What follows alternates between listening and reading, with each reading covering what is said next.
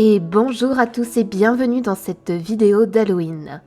Suite au sondage du mois dernier, vous avez été majoritaire à voter pour une vidéo sur Muse et horreur. Un très bon choix pour cette période de l'année.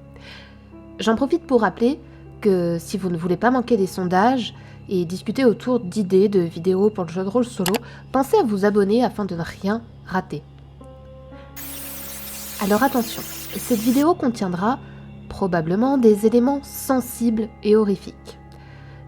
Si vous n'êtes pas particulièrement versé dans l'horreur, je vous renvoie à ma vidéo sur Muse et Oracle, qui est beaucoup plus chill. Mais si vous êtes courageux, je vous laisse me suivre dans les sombres méandres de Muse et Horreur. Pour rappel, le jeu de rôle solo se décline en deux grandes catégories de manière générale. Soit avec des livres de jeux de rôle solo faits exprès pour, où il y a déjà un système de jeu installé, ou alors, comme nous allons en parler ici aujourd'hui, avec un jeu de rôle classique sur lequel on va venir rajouter un oracle. Alors comment ça fonctionne ? Après avoir arpenté un livre de jeu de rôle, vous allez créer un personnage et vous allez vous lancer dans une aventure improvisée, plus ou moins préparée dans votre tête. Pour vous aider dans cette inspiration, il existe divers outils qu'on appelle des oracles. Le plus simple, c'est le D6. En fait, vous lancez un dé à 6 faces qui va répondre à vos questions fermées, vos questions dichotomiques, les questions par lesquelles on peut répondre soit oui, soit non. Prenons un exemple tout simple. Est-ce que la voie est libre ? 1. Non, elle n'est pas libre. Et en plus, il y a un événement pire que cela. 2. Non, la voie n'est pas libre. 3. Non, mais il y a un événement positif quand même. 4. Oui, la voie est libre, mais il y a un événement négatif. 5. Oui, la voie est libre. 6. La voie est libre, oui, et en plus, à vous d'inventer un événement positif supplémentaire. Voilà, c'est une base facile à mettre en place qui peut, pour certains, se suffire à elle-même. Mais souvent, vous aurez envie que des petits événements imprévus viennent pimenter vos parties, ou alors envie qu'une voix extérieure vienne vous guider en remplaçant le meneur de jeu. Et c'est là que moi je viens vous parler d'autres oracles plus complets, plus précis. Malheureusement, il en existe assez peu en français. Le plus célèbre et connu sur le marché reste Mythic Game Master Emulator. Mais il demande un niveau de langue assez important et on le dit assez complet mais complexe. Donc parmi les productions françaises, moi j'ai jeté mon dévolu sur Muse et Oracle.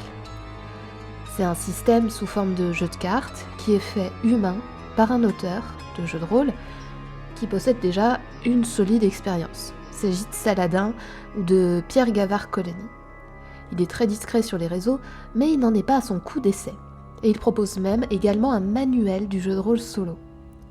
Bien que certaines références commencent à être un petit peu datées, je vous le recommande chaudement pour les nombreux conseils pertinents qu'on y retrouve. Et donc après avoir sorti Muse et Oracle, l'auteur a récidivé avec une extension qui s'appelle Muse et Horreur.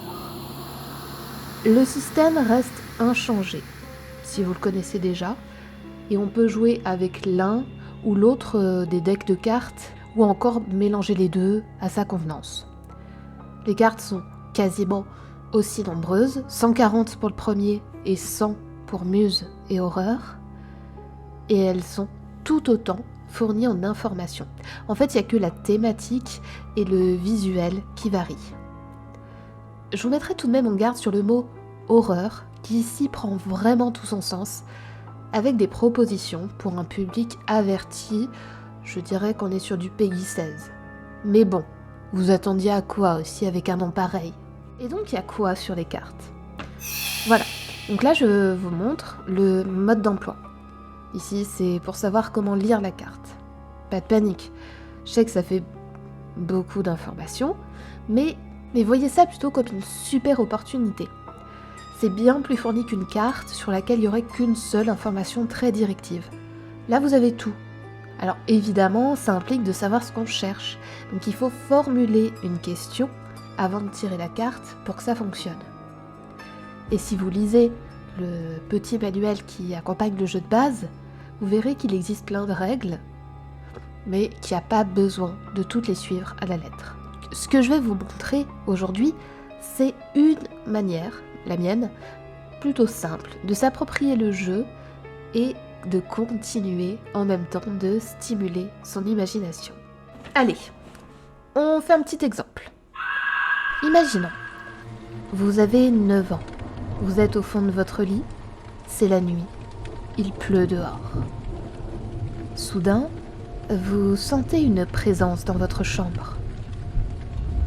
Quelle est cette présence ? Vous allez devoir créer un PNJ, potentiellement un monstre. Donc vous pouvez piocher plusieurs cartes pour en savoir plus sur cette chose au pied de votre lit. Donc mieux vaut d'abord lister quelques questions avant de tirer une carte. Les questions peuvent être: à quoi est-ce qu'il ressemble ? Est-ce qu'il est méchant ? Quelle est son intention ? Est-ce qu'il y a un objet qui semble important pour lui ? N'oubliez pas non plus que le projet reste créatif et qu'il vous appartient. Donc n'hésitez pas à vous approprier les réponses, les modifier un petit peu, les développer. On continue. Après cette rencontre, vous vous réveillez le lendemain matin. Êtes-vous en forme ? Là, c'est une question fermée, à laquelle on peut répondre par oui ou par non. Donc vous pouvez lancer un D6 ou encore piocher une carte de musée horreur. Parce que dessus, regardez, hop, il y a écrit non et. Donc ça veut dire qu'il y a une circonstance dramatique en plus. Alors si vous n'avez pas d'idée, l'idée c'est plutôt de répondre spontanément. Non, j'ai mal dormi et en plus j'ai mal au crâne, par exemple. Mais moi, ce que j'aime bien faire aussi dans ces cas-là, si j'ai vraiment pas d'idée, c'est de prendre un verbe et de rajouter un adjectif. Regardez. Voyager plus redoutable. Eh bien, non seulement vous avez mal dormi, mais en plus, ce jour-là, une sortie scolaire est prévue, que vous redoutez. Il faut y aller en car, alors que vous êtes malade en car. J'ai hâte de savoir si vous allez réussir votre jet pour ne pas vomir ou si vous allez rendre copieusement votre jus d'orange sur les chaussures de la maîtresse. Avec quel jeu faut-il mieux utiliser muse et horreur ? Alors, je dirais qu'il n'y a pas vraiment de jeu plus approprié qu'un autre. Bon, bien sûr, c'est particulièrement adapté aux univers horrifiques et contemporains. Mais tout comme Muse et Oracle, Muse et Horreur est parfaitement transposable. Cette extension peut s'appliquer à toutes les parties dans lesquelles vous voulez donner un ton plus sombre. Pour ma part, mes jeux de prédilection, ce seront plutôt Monster of the Week, Channel Fear, Little Fears. Mais ça fonctionne aussi très bien avec du Cthulhu, du Alien, du Maléfice, du Sombre, et j'en passe. Mais aussi avec des jeux plus éloignés de l'horreur pure, comme Shadowrun. Et je fais un petit coucou à Los Brutos, qui écoute les vidéos des fois, et un coucou à ma table de multi à Shadowrun Anarchy, qui elle n'écoute pas mes vidéos, je crois. En fait, vous pouvez même l'utiliser sur Donjons et Chatons, si vous voulez faire une partie qui fait peur. Et l'autre avantage du jeu de rôle solo, c'est que ça peut aussi être très amusant de jouer avec seulement un système, comme par exemple Chronique oubliée contemporain ou le Dirty System, qui est dédié à l'horreur pure. Il est maintenant l'heure que je vous raconte une histoire. Certes, vous avez préféré une vidéo qui parle de muse et horreur dans le sondage, plutôt que la découverte du jeu Little Fears. Mais je vais tout de même vous montrer comment utiliser muse et horreur avec Little Fears et rendre un peu plus de personnes heureuses. Et ouais, je suis comme ça, moi. Alors, Little Fears, c'est quoi, en quelques mots ? C'est un jeu de rôle dans lequel vous allez jouer avec les terreurs enfantines. Votre personnage a entre 6 et 12 ans, et il existe tout un monde rempli de croque-mitaines de l'autre côté du placard, et c'est tout ce que vous avez besoin de savoir pour le moment. Le système est plutôt simple, sans être non plus simpliste, et le livre n'est pas très long à lire. En ce qui concerne les scénarios, le premier est bien détaillé, mais pour les suivants, il n'y a pas de fin, c'est juste une accroche, un enjeu, quelques pistes. Et ça, on dirait bien que c'est parfait pour du jeu de rôle solo. Vous allez quitter le bonheur irremplaçable de la lumière et pénétrer dans le monde du surnaturel. L'histoire que je vais vous raconter aujourd'hui s'intitule « La fête foraine ».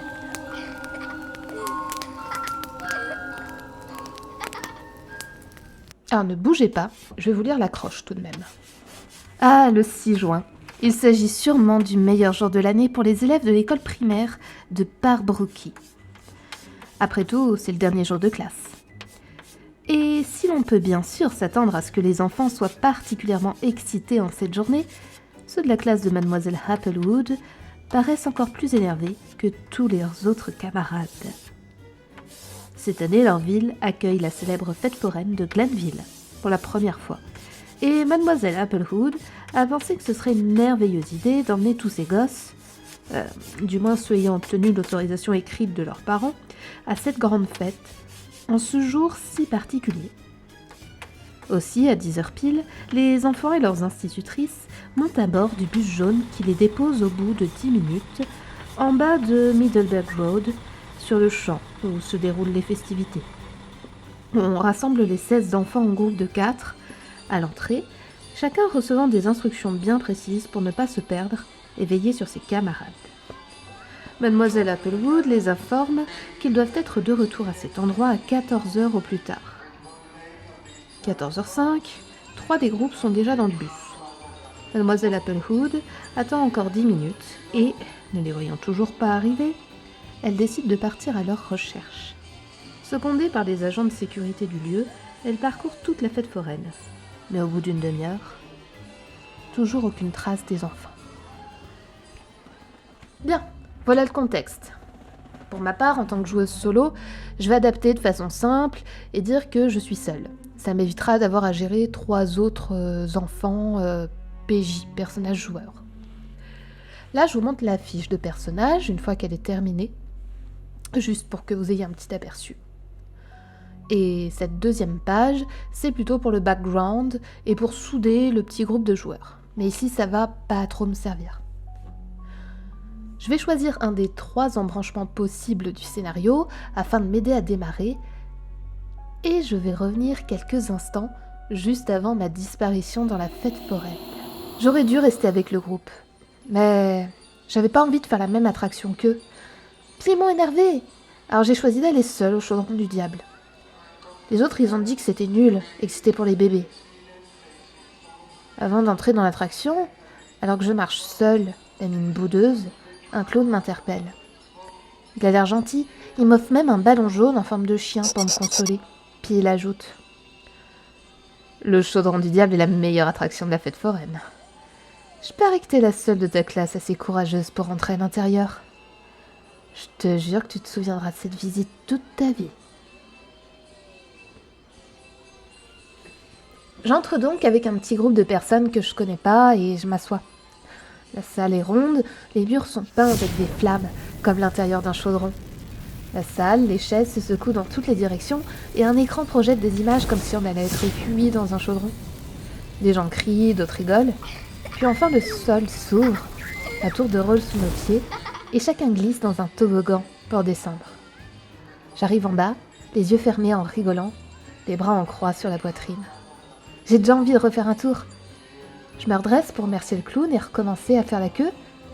Mais quelle surprise lorsque je ne découvre qu'un grand champ vide, l'herbe piétinée par des milliers de pas. Il ne reste rien, pas une seule personne, ni une seule attraction. Où est passée la fête foraine ? Je regarde ma montre rose à tête de poney. Il est presque 14h. Oh mon Dieu, où est-ce que je suis? Comment je vais rentrer? Voilà donc ma pauvre petite Gloria toute perdue.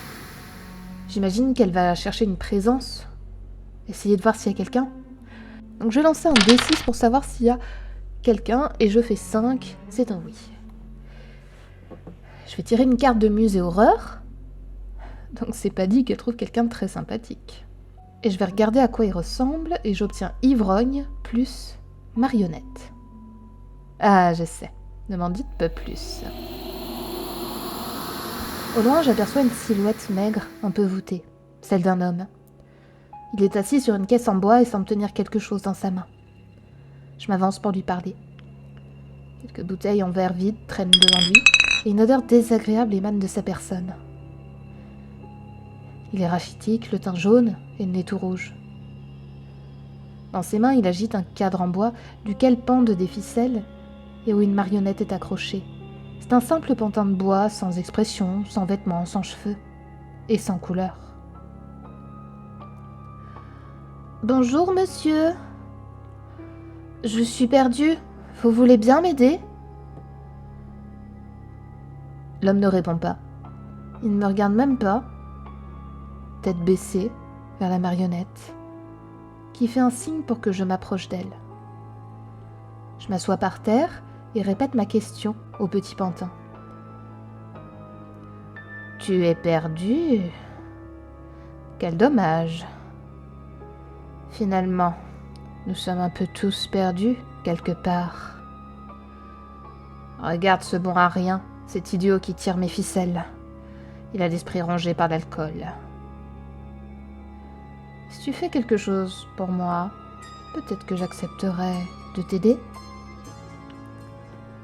Je suis surprise car la marionnette a une voix un peu aiguë. Je m'attendais pas à ça. La voix semble sortir directement de l'objet et non pas du monsieur, ce qui est encore plus surprenant. « Et qu'est-ce que tu veux ?» Là, je vais piocher une carte, histoire de me donner une quête simple. Ma question, c'est de savoir qu'est-ce que veut la marionnette, quel est son but, et du coup, quel type de mission elle peut me donner. Et là, dans ses motivations, j'ai « ne pas s'ennuyer ». Alors, on va dire que la marionnette s'ennuie. Elle est retenue par des fils, par la main d'un vieil homme alcoolique qui ne veut pas rester ici. Alors, que peut faire Gloria pour l'aider, pour la divertir ? Je pense qu'elle peut faire un petit spectacle pour obtenir des informations. Et sur ma fiche de personnage, j'ai noté que je pratiquais la danse. Donc je pense que je vais faire un petit spectacle de danse et que je vais utiliser pour ça un test d'agilité sur lequel je vais venir rajouter ma qualité artistique. Donc ça me permet de lancer 2 dés et de garder le meilleur. Le jet est réussi. J'effectue de mon mieux la chorégraphie de fin d'année du spectacle de danse. Sans le costume ni la musique, c'est moins impressionnant, mais la marionnette semble apprécier. L'homme qui n'a pas levé un regard vers moi fait applaudir la petite poupée qui me félicite. « Ce n'est pas mal du tout. Ça fait longtemps que je n'ai rien vu d'amusant ici. Bon, je vais t'aider un peu. Voici un indice. » Bon là, je tire une carte parce que je sais pas du tout comment je vais sortir d'ici. Et je vais demander à l'oracle une action que je peux faire qui m'aidera à sortir de là. Donc j'ai le verbe obliger plus fermer comme objectif. Il y a une porte quelque part, ici. Une porte magique, fermée à clé. Il va falloir que tu la récupères. Ce sera pas facile, alors bon courage. Mais où est la porte? Et qui a la clé? Dis-moi. L'homme esquisse un geste pour attraper une bouteille d'alcool qu'il descend à large gorgée. Quelques secondes plus tard, il s'affaisse sur sa caisse et s'endort en ronflant. La marionnette tombe à terre, inanimée. Gloria va-t-elle réussir à sortir d'ici pour rejoindre son bus scolaire? Qui détient la clé? Et qu'est-ce qui se cache sous les ruines de cette fête foraine? C'est une aventure qui me reste encore entièrement à jouer. J'espère que cette immersion dans le monde de Little Fears, accompagnée de musées horreur, vous aura plu en tout cas, et vous aura permis de comprendre comment mieux utiliser cet oracle sur vos parties de jeux de rôle en solo. Comme vous l'avez constaté, Musée Horreur fonctionne très bien pour avancer sur une histoire en solo. Vous n'êtes pas obligé de tirer les cartes pour tout, ni d'utiliser tout ce qui se trouve sur la carte. Ce sont là les deux choses les plus importantes à retenir, à mon avis. Ces cartes sont avant tout des voies d'inspiration destinées à stimuler votre imagination et vous permettre de faire avancer l'histoire dans le sens qui vous importe. Bien entendu, vous serez toujours limité par le système de jeu, qui vous dira si vous réussissez ou si vous échouez, vous jetez des dés. Et oui, c'est du jeu de rôle tout de même. Je peux comprendre, cela dit, que certains d'entre vous éprouvent le besoin d'être cadrés par des événements plus précis, obligatoires à résoudre, un peu comme ce serait le cas par des quêtes données par un MJ. Pour ceux qui débutent le jeu de rôle, trouvez un côté un peu jeu vidéo, livre dont vous êtes le héros. Dans ce cas, n'hésitez pas à utiliser des structures toutes prêtes. Je vous donne un exemple de règle avec Musée Oracle, Musée Horreur. Quand vous avez fini une scène, que vous avez fini de parler avec un personnage quelque part, vous piochez des cartes selon ce schéma pour trouver le prochain lieu si vous n'avez pas d'idée. Un lieu, un indice à récupérer sur place, une opposition qu'on va rencontrer sur place, le nombre de crânes pour savoir si l'opposition va être difficile, et le secret caché par cet endroit. Je vous donne un exemple avec ma petite Gloria. Dans la prochaine scène, ça se déroulera dans un asile. Elle va récupérer une cagoule. Son opposition, ce sera le monstre sous le lit. Nombre de crânes 2. Et cet endroit cache un terrible secret, celui du trafic d'organes. Donc là, ma prochaine scène, elle est toute prête. Gloria va errer jusqu'à tomber ce qu'elle prend pour l'hôtel de la fête foraine. Mais en réalité, il s'agit d'un asile, d'une clinique. Elle va prendre une chambre pour dormir. Et dans sa petite chambre d'hôpital, un monstre vêtu d'une cagoule va sortir de sous le lit avec l'intention de prélever ses organes. En se débattant, elle va réussir à arracher la cagoule et elle va survivre, s'enfuir. Avec 2 crânes, je ferai en sorte que le combat soit pas trop difficile. Permettra ensuite de continuer l'aventure dans ce sens-là, qu'elle puisse trouver la porte de sortie, quelles conséquences aura le passage à l'asile, etc., etc. Donc vous voyez, Muse et Oracle, comme Muse et Horreur, c'est un outil très complet, à moindre coût, qui permet de générer infiniment tout ce dont vous avez besoin pour jouer en solo. Mais cependant, ça demande de savoir ce dont on a besoin pour être utilisé correctement, et ça peut dans un premier temps impressionner les personnes qui voudraient un système plus cadré. Malgré cela, à mon avis, ça reste de loin l'outil le plus accessible, le plus complet en français et surtout réalisé humain. Si vous souhaitez vous le procurer, c'est sur ce site, et sachez également qu'il est disponible en module sous Roll20, ce qui permet de jouer et de gérer vos parties directement sur VTT, Virtual Tabletop. Et d'ailleurs, si un petit tuto jeu de rôle solo sur Roll20 vous intéresse, n'hésitez pas à me le signaler, je pourrai toujours vous faire une petite démonstration. Je vous quitte pour aujourd'hui. Comme d'habitude, n'hésitez pas à me dire ce que vous pensez de l'outil Musée Oracle et de son extension Musée Horreur en commentaire sous la vidéo. Et tiens, dites-moi aussi quel oracle vous utilisez pour le jeu de rôle solo. Et sur ce, je vous souhaite d'horribles parties de jeu de rôle et je vous dis à bientôt dans une prochaine vidéo.